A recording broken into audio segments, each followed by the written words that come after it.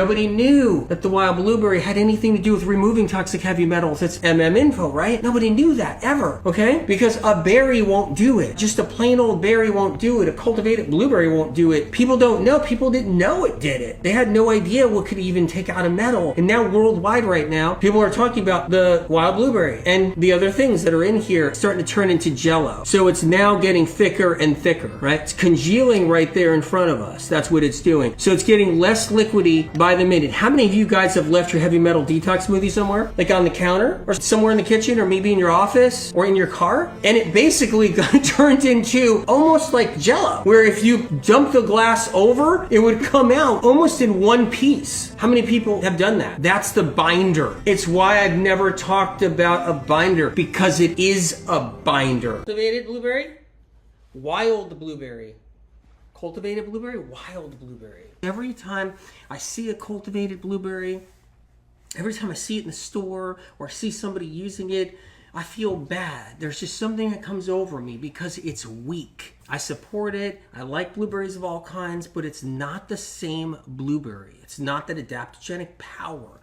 It's not that high antioxidant rate. It's not any of that. The anthocyanins are different. It's not the same thing. So I'll give you little differences here. A wild food can survive on its own through drought, through floods, through freezing tundra cold.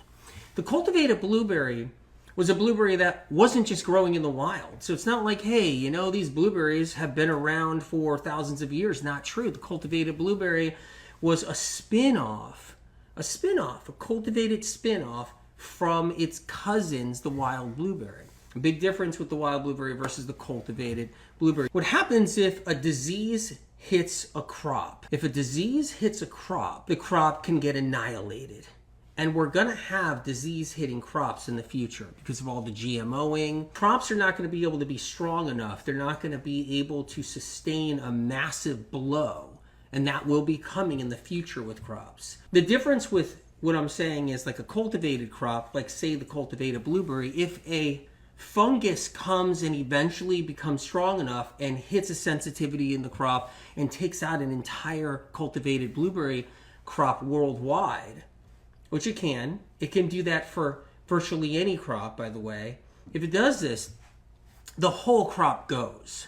The difference with wild blueberries is there are hundreds and hundreds and hundreds of different strains of wild blueberry plants in the same crop. Like if you look at a wild blueberry field, this is important to know, there are hundreds of different geniuses. I like just saying it that way. There are hundreds of different varieties, hundreds of different strains. They all look the same almost.